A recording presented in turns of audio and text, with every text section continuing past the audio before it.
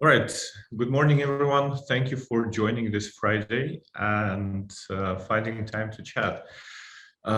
We are Sergey and Raivis, and today we are going to pick up where we left off, essentially. And talk more about MIDAS. We saw some interest in this approach, so we thought let's do a very practical breakfast with examples. So let us get into this, right? Right. But before that, just signal us in chat with a plus or wave a hands if you hear us well. Yeah, we got pluses. Excellent. So we are ready to start. Yeah, don't forget where the chat window is. Don't forget to ask questions at any point in time. We're monitoring the chat, so we'll try to make this as interactive for you as possible. And yeah, let me just find my keynote and yeah.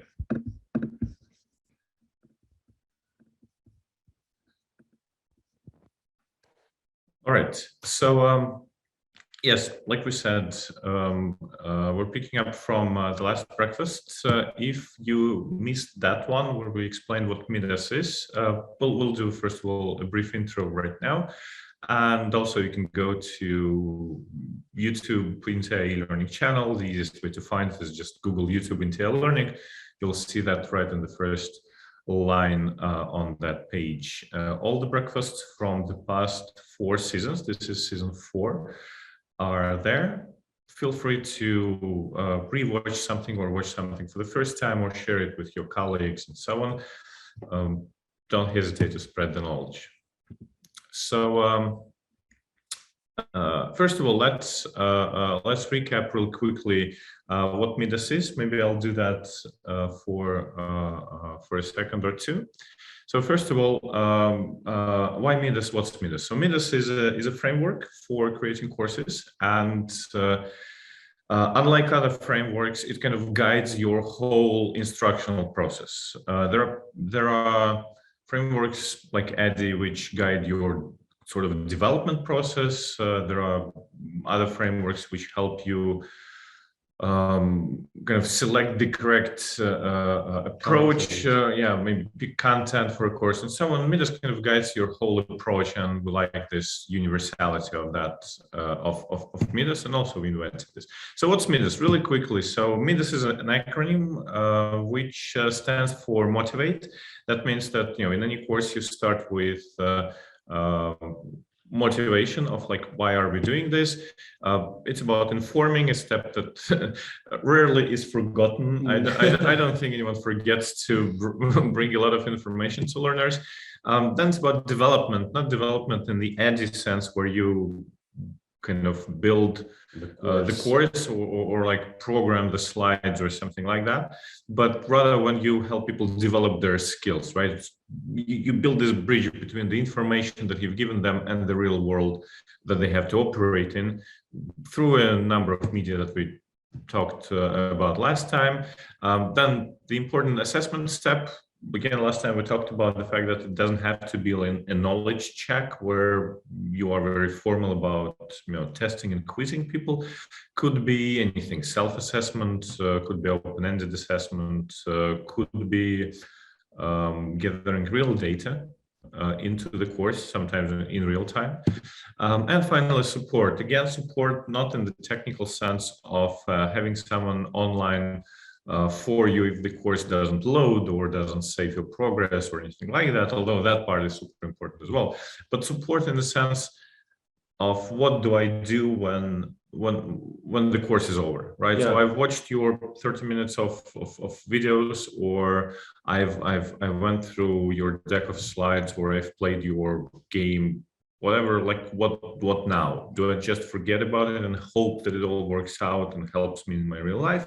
Or is there a set of measures that you plan for, like email drips or checklists and job aids that you can print out and put on a wall after the course, or maybe a follow-up interview with a manager, or something that, again, bridges this course, this one-time experience, to the real-world performance, which is a repeatable thing, right? To avoid this forgetting curve. We've all seen the curve. It looks like that. Yeah. Not a very difficult curve. So yeah, that's MIDAS for you. The 2-minute introduction to MIDAS. If you want a 30-minute introduction, look for the previous one on YouTube. What we're gonna do today, I asked Raivis to bring 3 courses that will share with you, and well, not the actual courses, we'll just show you a few screenshots and a little bit more, and talk about how MIDAS helped shape those those 3 courses of various levels, right? We also talked about levels. We talked about like the basic courses of that transfer knowledge, courses that build skills, and courses that change minds. Again, this distinction we've discussed at length last time. So we decided to take one course which we think kind of fits into each of these categories. Again, the categories are not super like strictly defined boxes. And we wanted to just show you how MIDAS manifests itself in courses. And of course, for those who have forgotten their ancient Greek history, MIDAS was the king who was turning into gold anything that he touched. So hopefully this framework helps you build better training. Let's dive right in.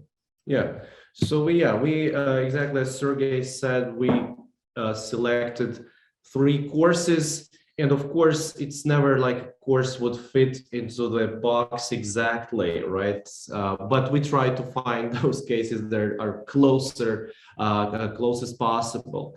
The first one is actually a product course, right? And product courses are of course those courses that usually are about transferring knowledge, unless you start building in some sales skills into those, right? And this is not the case here. It's this is a course explaining, Philips Oral Healthcare. Yeah, essentially a range of electric toothbrushes that the company offers.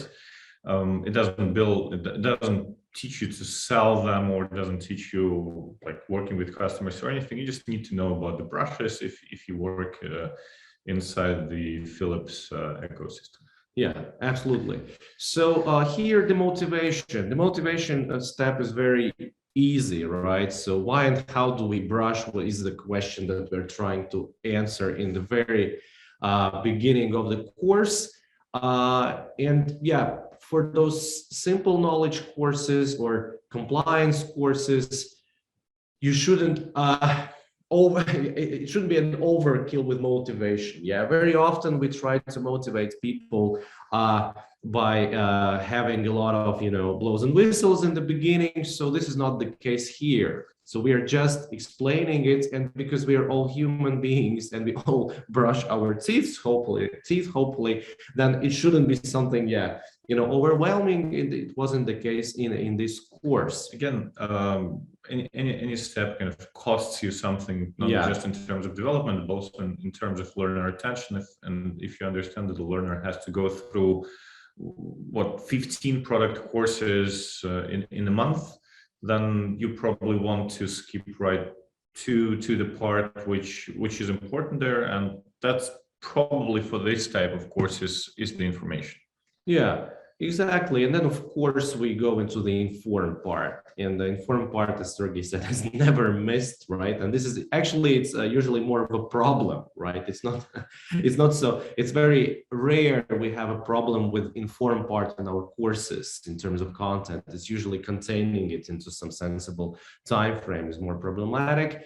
So here, again, we just explained the technology, right? But then when we move into the develop part, we are trying to be more practical, right? And since our audience here is basically salespeople, then we explain them very simple things they need to know about the product that will help them in their sales process.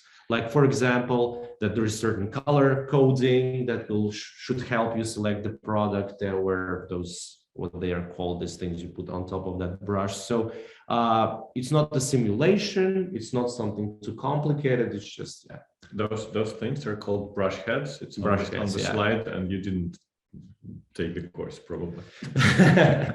No, I did while preparing this. Yeah. But... So yeah, again, in the courses where you primarily aim to just inform people, the development part does not require you to build like a simulator of pick the correct color for the correct customer or anything too deep. But it's nice to keep in mind that idea that, okay, now that I've told you everything, let me just envision you, the learner, in a real work environment. And what are you doing in that real work environment? Well, you're standing next to a shelf full of brushes, and you're trying to answer a few questions for the customer, or someone approaches you and says, I need this type of brush, and you need to find this quickly and not ask them, well, do you know what it looks like?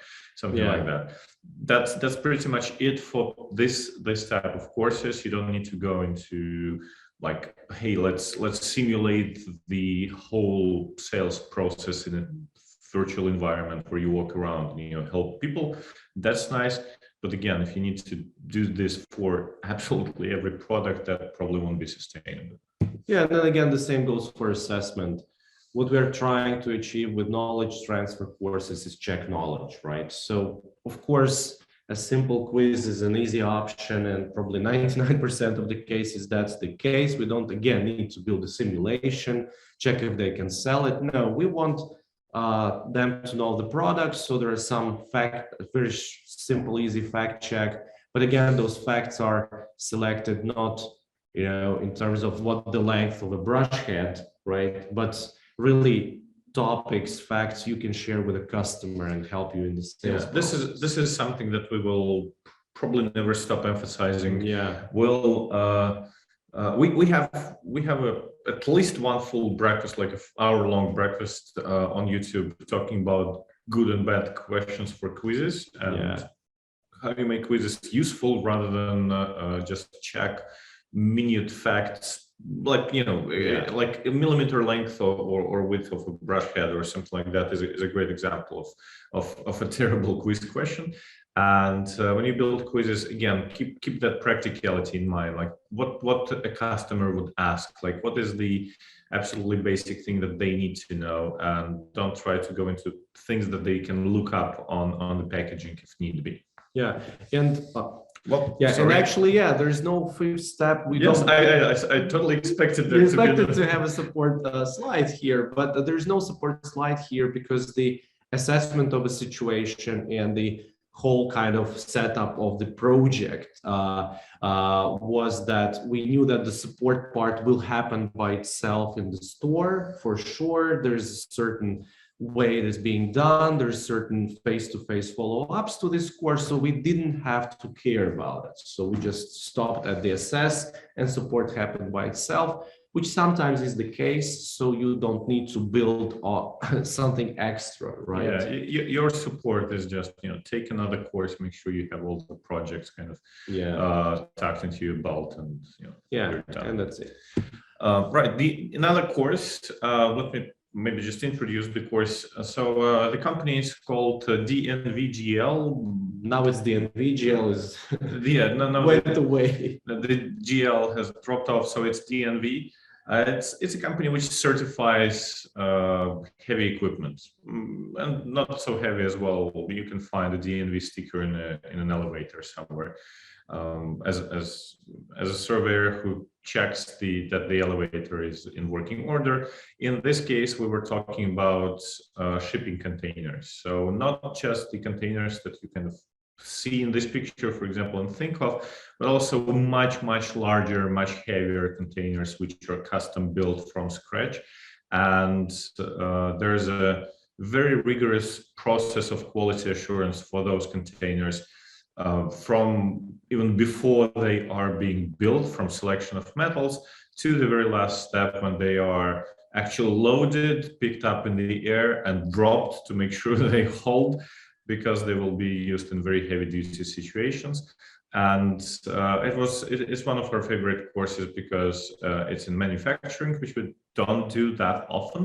And also because we all had to go, not all, but the production team had to go to an actual production facility, which is always exciting, and see all of that. So the audience for that were surveyors, people who need to be the guys who kind of put their signature under the fact that yes, the shipping container will hold.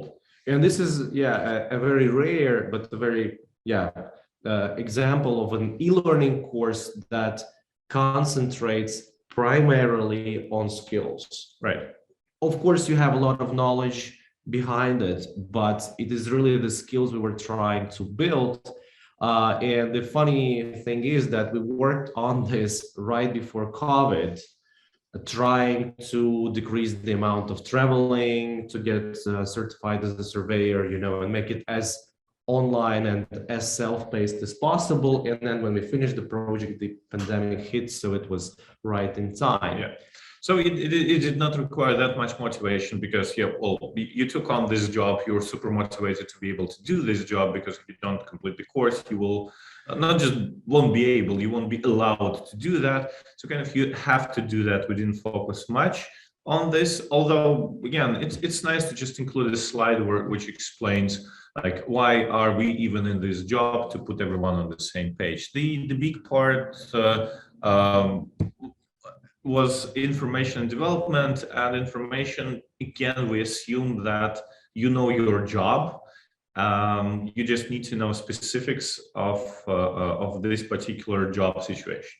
Yeah, and of course, all these things are regulated, so there are very thick documents. You have to read standards of how these containers have, kind of standards that these containers have to adhere to. So in this course, we extracted the most important things, knowing that these people will still be reading these standards. That's just also part of their job.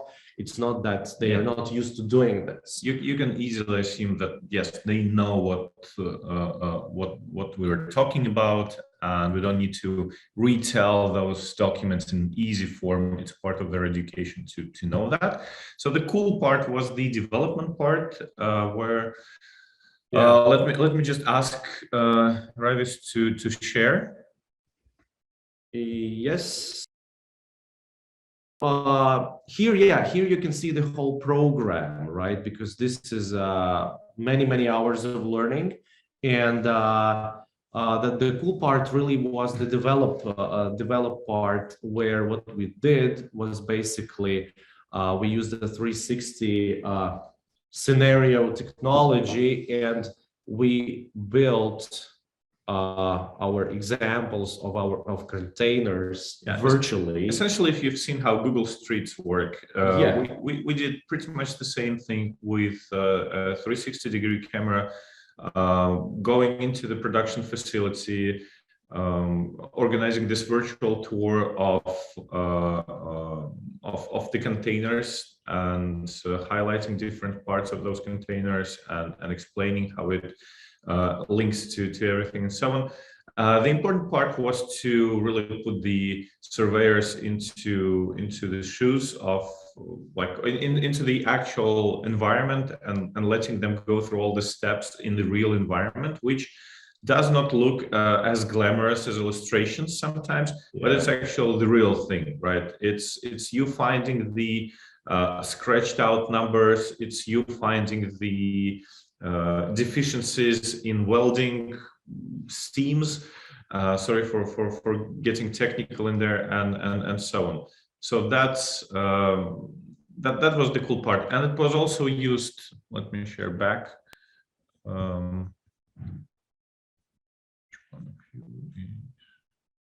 Where is your, sorry?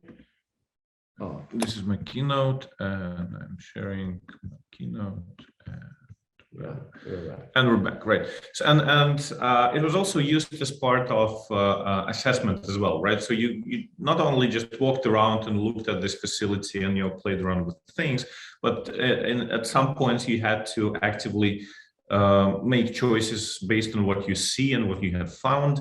without us telling you what's going on, right? So it was a little bit of a quest in that sense, a little bit of a game, which then tied into a real assessment for again, crucial facts that you need to know as a surveyor, and again, rather basic quiz, but we make sure that the things that are absolutely there you did not skip, and again, it helps the learner to self-assess as well. It's not a scored quiz which goes into your record or anything. It just tells you that, hey, probably you should rewatch the part where we were doing this type of testing and so on.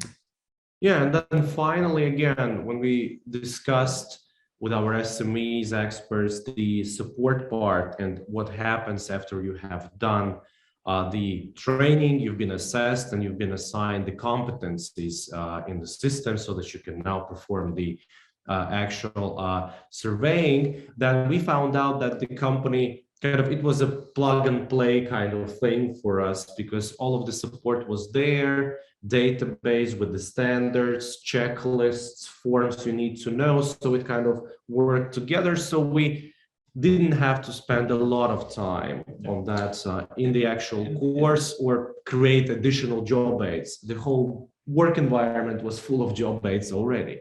Yes, because the aim of the course was not to, as it often is, to develop the system from scratch for a company, but to rather replace a very hands-on, very physical, very, very time and money-consuming process of on-site training, where people would join a company and then wait for 5 months to be flown from Mexico to China into a facility for training before they can actually do this job. That was super inefficient. And make sure that there is a suitable virtual replacement for that part of the training. All other parts were excellent already, and like you started talking about this, the funny part was that we have completed this in autumn and spring, in spring 2020. This course was launched in spring 2020, days before everything shut down and no flight was possible at all, which made this course like a huge savior of the whole situation, right? Otherwise, people would be not waiting for weeks for training, but maybe for a year or two in some cases. So yeah, that was a great coincidence and made this course way more useful. But yeah, again, the whole support part, which is mostly based on checklists and job aids, was already there. So we just needed to steer the course so that it kind of hands over this responsibility to the rest of the work environment for that learner. Yeah. Finally, another one, climate change. Yeah, we have our long-standing customer, Swedbank, and at some point they ordered a climate change course from us for many different reasons. And those of you maybe working in the financial sphere know that climate change and regulation regarding climate change is being implemented more and more, especially in European Union. So it's yeah, in the future the banks will not be able to finance non-climate climate unfriendly businesses, so to say. So they early on, I think it's 2-3 years ago, they started to build this competence, and of course that's changing minds kind of course, because I mean you don't have any actionable items regarding climate change as a banker, pretty much, but you need to have the right mindset when working with your customers. Yes, and also we need to understand that this was the first step in this whole chain of courses, chain of training, the whole process of becoming a more sustainable and eco-friendly bank. Part of which is mandated by regulations, and part of which is the sheer change of perception of consumers, for example, or the overall company policy to become a more sustainable. Again, Swedbank is a Swedish bank. It's hard to find a more eco-conscious country, probably. And we wanted to start. Why this is motivation? Just to give you a little bit of background. why motivation in this case is important, and why we're talking about changing minds, not training people to sell eco-friendly products, or explaining ways in which they can kind of save a little bit of energy in their daily work life. A lot of people don't believe climate change. In the Baltics, that's just true. A lot of people will dismiss it at best, or just outright will oppose the fact that it's actually happening. Which I don't know which is worse. At least if you're dismissing the fact that climate change isn't happening, at least you're thinking about it, and then we can use facts to talk about this and so on. However, if you never even thought about it, then how do we make you care, right? So that was the big important step in this whole journey, and this point of the course was to really make people care about climate change, maybe dispel a few myths about that, and so on. So that was about really changing minds rather than giving them specific tools which would come later as the bank would progress in that direction. Right. And when we understood that we are really working with perceptions here and myths and so on, then, as you said, we concentrate a lot on motivating and informing. And this is where we invested the most of the resource. For the motivation part, the most obvious was we produced a series of videos, really personal videos. You can see just a screenshot here. We tried to show that this is very personal, as opposed to be very corporate, and stiff about it. And we didn't talk that much about policies and what are we expected as a bank. We were talking about what are we expected as a bank for a customer, as people, as society, as community. Appealing a lot to the kind of human side of people. Very careful with copywriting of that text, making this really impactful. It was. We often find ourselves in e-learning kind of on the side of marketing, right? A little bit of advertising, trying to win hearts. So that was one of those. And the slogan, I remember that the slogan for the concept for this course, after working in the team here at INTEA, the tagline was, "We finance the future, not the past." Okay. That was created by our team, and we used that a lot in that course. Again, the importance of coming up with slogans for courses is emphasized in another breakfast that we have on, I think it's called what marketing can teach us about e-learning. So look for marketing as a keyword there, because there's a ton of things that you can steal from the ads industry into making your courses more impactful, and creating taglines is one of those things. Right. So motivation, as we have already explained, we concentrated a lot, but also informing, because there's a lot of, first of all, misconceptions about climate change, and second of all, kind of incomplete information. So one of the things we understood is important is to create more or less kind of not exactly the same, but at least some kind of level of information, of understanding of the physics and chemistry behind it, so that when bankers talk to their customers, they are kind of okay with their facts, right? And they cannot be confronted. So because kind of like if you ask me like what's greenhouse effect, I know with certainty that I have not seen this in high school in the physics class or in the biology class. That was not kind of part of the curriculum in 1990s. And a lot of people have heard something in someone. So kind of explaining that, and putting real facts behind that was the important part, and also combating a couple of myths. And we had to get very visual about it, very schematic, as you can see here. So that we again had to invest here a lot. And of course, then we went into developing. Then we used real life cases, and that was kind of an easier part, because when you have all that knowledge, you can apply it to product situations, customers. And again, I think in that course, because again, it's about changing minds, the development part was kind of winding down the course and kind of landing it smoothly, because you want to explain that the problem exists and it impacts a lot of people around us, impacts you.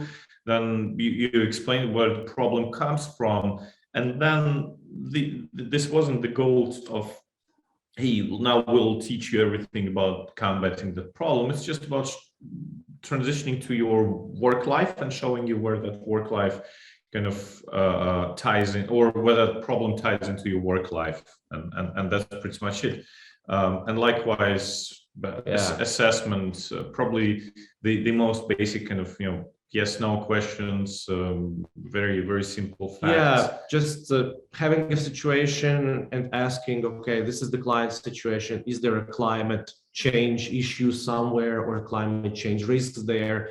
A little bit like, just orientating yourself in the situation. So that was not a big part. If you read this, and if you allow us, we'll go 5 minutes overboard, but which always happens when we talk about our courses. Yeah. So if you read the text, you'll see that it's actually referring to a case. Peter's mortgage. It's a case that was presented, and then there were a few questions, sustainability related, climate change related to that. Yeah. So that was again case-based, which helps you ground all that new information into your work life and see how it pertains to your actual customers, but without a super deep impact on like what you really do in your job. And then the challenge we had actually is that we had to launch this course and start that journey that Sergey was talking about, but at the same time the bank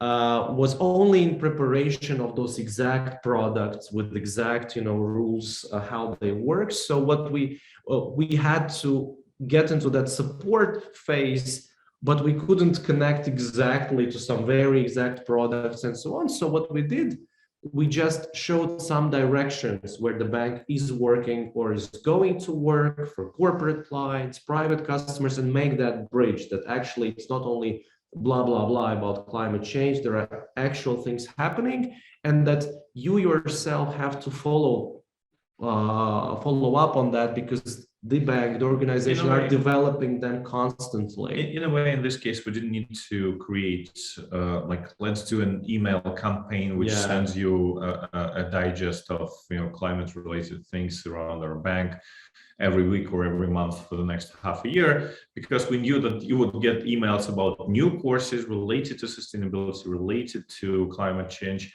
and those will serve as reminders, and that will come naturally. So again, no huge emphasis or stress on support. Right. So again, let's review motivate, inform, develop, and support, and we've prepared just a couple of tips for you.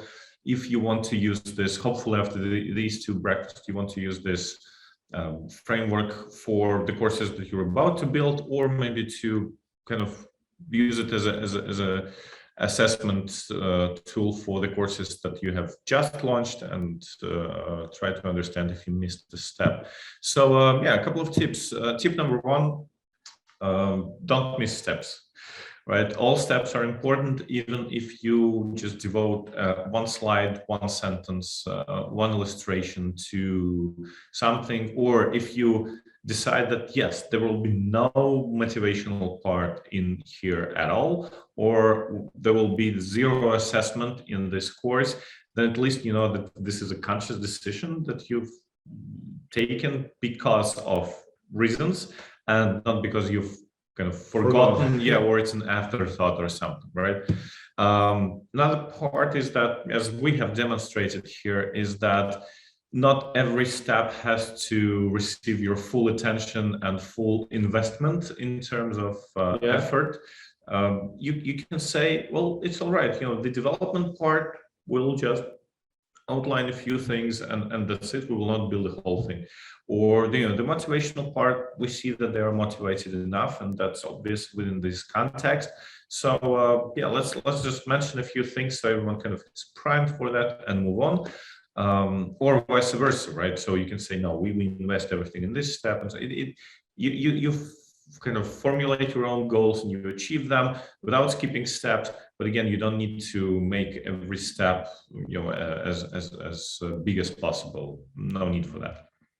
Absolutely. And as you've seen in these examples, we had the motivation-driven courses, development-driven courses. So there are usually one or two steps that will be your priority, both resource-wise and time-wise. So I think it's fair to say that if every step is a priority, then no step is a priority. Yeah. So yeah, think about that as well. Yeah. One cool thing about MIDAS is that it gives you an excellent platform for talking to subject matter experts, right? So if you bring these 5 letters to a subject matter expert, it gives you a great agenda for conversation about the course you're about to build. So let's say you have a guy who comes down to you and says, okay, I'm the expert in climate change and how it impacts corporate life, and I will be building this course with you. Where do we begin, right? Then you can say, okay, well, he might say, let's begin by formulating learning objectives or something, or let's begin with reviewing the content that I have for you. And you can say, well, I have a better idea. Let's first of all go through those 5 steps, and we start with motivation. Like, why are we even doing that? And then every other step, be it information selection or goal formulation, or deciding how we actually develop skills, or how do we assess knowledge, becomes kind of easier because you create context around that and keep your SMEs in check and allow it. It's we've done it. Usually they're very happy because that gives them a very nice framework. You know, it's a very short checklist. SMEs are typically clueless in the sense of what they need to do exactly, and they have tons of everything around them. So they're like, yeah, tell me what to do. This framework tells them what to do very, very precisely. The one more tip is that, well, MIDAS is a framework, and by its nature, it allows you to create templated courses, right? So if you build a course, think about how you will reuse that course in the future. We call it sustainable learning, I think, and again, there's a breakfast on that. But the idea is that you don't need to reinvent the wheel every time, right? So think about packages, and MIDAS again steps allows you to create packages of courses with a similar structure, with similar approach to experts, with similar approach to design illustration, technical development of the courses.